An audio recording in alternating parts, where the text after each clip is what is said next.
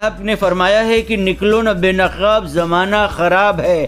कपड़ों के रंग बदलने से पहले इंसानों के रंग बदल जाते हैं। और बात सही भी है। एक तरफ जो लोग सोशल डिस्टेंसिंग की बातें करते हैं, वहीं अपनी रैलियों में लाखों की भीड़ इकट्ठी कर लेते हैं। ये फूल वाली पार्टी हो या ये फूल पत्ती वाली, सबकी रैलियों में लाखों लोगों का जमावड़ा आने की बातें हो रही हैं भाई साहब। मतलब 10 तरीके की पार्टियां आपस में मिलकर रैलियां कर सकती हैं, लेकिन मोहल्ले के 10 लोग एक साथ मिलकर होली नहीं खेल सकते। क्यों? क्योंकि गाइडलाइंस आई है। सड़क पर गाड़ी चलाते हुए जेब में मास्क रखना भूल जाओ तो उसी जेब से हजारों का चालान भरना पड़ता है। इंटरव्यू में कॉलेज सर्टिफिकेट से पहले कोविड सर्टिफिकेट दिखाना पड़ता है। अरे किसी को फोन लगा लो तो दूसरे एंड के आदमी के बोलने से पहले वार्निंग देने वाली दीदी की आवाज सुननी पड़ती है। लेकिन चुनाव के टाइम सब माफ है और इन रैलियों में किसी का चालान नहीं काटा जाता।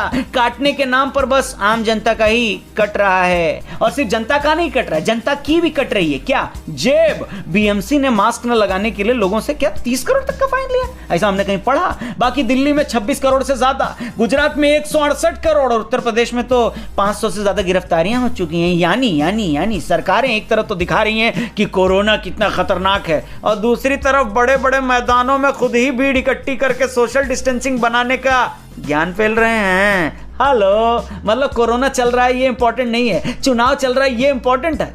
क्यों? क्योंकि कोरोना भी सी से शुरू होता है और चुनाव भी सी से, इसलिए C और मिलके जनता का भी C।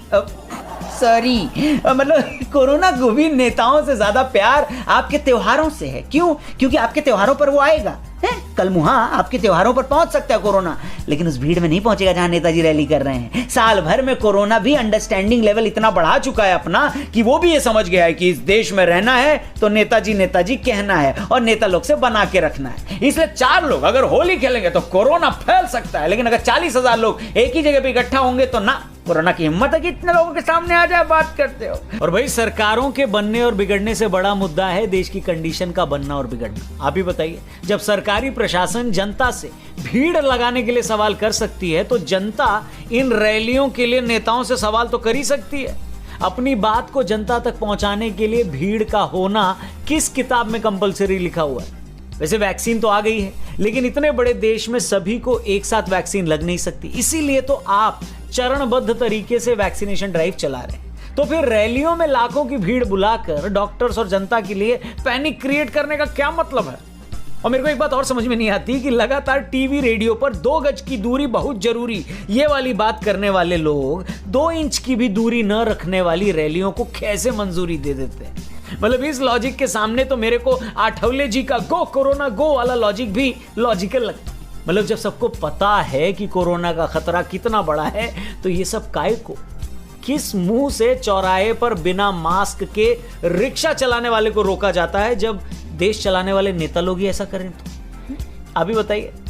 और वहीं दूसरी तरफ हमारी सरकारें तो चलो ठीक है, लेकिन दुनिया में WHO भी कम फैंटम चीज नहीं है भैया। WHO अपनी ही बातों से इतनी बार पलट चुके हो जितनी बार तो हमारे देश के नेता लोग अपने किए हुए वादे से नहीं पलटते। पैंडेमिक की शुरुआत में इसी WHO ने बोला था कि वायरस इंसानों से नहीं फैलता, बाद में पलटी मार गया, नहीं ये तो इंसानों से भी फैलता है। इसके बाद उसने बोला कि हेल्दी लोगों को मास्क पहनने की कौनो जरूरत नहीं है, सिर्फ बीमार लोग ही पहने। फिर उसके बाद बोलता है नहीं, अपनी बात से फिर पलट गया, बोलता है हेल्दी अगर पहनेंगे तो हम जल्दी इससे छुटकारा पा सकते हैं। और जून आते आते WHO ये कहता है कि सभी को मास्क पहनना कंपलसरी करना पड़ेगा। ऊपर से WHO के ये भाई साहब मनहूसियत फैलाने का पूरा ठेका साल भर इन्होंने उठाया था। तो कुल मिलाकर सरकारों ने सारी जिम्मेदारियां जनता पर ही डाल रखी है और जिम्मेदारी जनता की होनी भी चाहिए, लेकिन सिर्फ जनता की नहीं होनी चाहिए। जनता के साथ साथ जनता जिसको चुनती है उनकी भी होनी